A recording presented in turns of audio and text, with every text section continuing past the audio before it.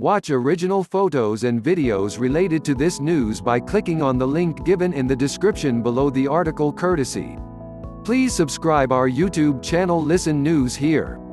If you like the video, please like, comment and share the video.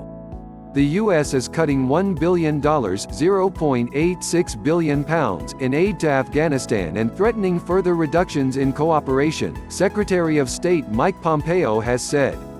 Mr. Pompeo announced the cut following a trip to the Afghan capital, Kabul, where he failed to break a deadlock between two politicians who both claim victory in the presidential election. He hoped to save a deal signed between the Taliban militant group and the U.S.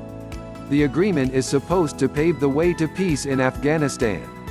However, the political disunity in Kabul has hampered efforts to create a negotiating team, and the talks with the Taliban, a key part of the agreement signed late last month, have yet to begin. Since the U.S. intervened in 2001 to dislodge the Taliban, tens of thousands of people have been killed in Afghanistan, including an estimated 32,000 civilians. The U.S. and its NATO allies have now agreed to withdraw all troops within 14 months, if the Taliban abide by the deal. What is blocking the peace process? A political row between Ashraf Ghani, who has served as president since 2014, and his rival, Abdullah, who served as the country's chief executive in the last administration. Both stood as candidates in the presidential election last September, with Mr. Ghani officially declared the winner in February 2020, a result challenged by Mr. Abdullah. Both men have since claimed victory and held rival inaugurations earlier this month. Mr. Pompeo visited Kabul in an effort to end the standoff, and held separate meetings with the rivals. He said the failure to form an inclusive government dishonored those who had lost their lives in the Afghan conflict. The U.S. Secretary of State was unusually harsh in his condemnation of the two men's failure to work together. He said they were acting inconsistently with commitments made in connection with the peace agreement, and that their failure posed a direct threat to U.S. national interests. In addition to the $1 billion cut this year, the U.S. was prepared to cut its assistance in 2021 by the same amount, and was conducting a review of all of our programs and projects to identify additional reductions, and reconsider our pledges to future donor conferences for Afghanistan, Mr. Pompeo said.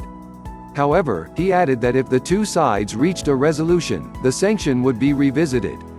How is the peace process meant to unfold? The next step was supposed to be a prisoner swap. Under the U.S. Taliban agreement, some 5,000 Taliban prisoners were supposed to be freed by the Afghan authorities, in return for 1,000 government troops. It was supposed to show trust between the two sides ahead of talks. But Mr. Ghani said he had not agreed to this, instead offering the conditional release of 1,500 prisoners. The Taliban have not agreed to this. According to Tolo News, Mr. Pompeo said he had pressed the rival presidents on this. The Secretary of State also said the Taliban were honoring their commitments to stop attacking U.S. targets, and the American troop withdrawal would proceed in accordance with the agreement.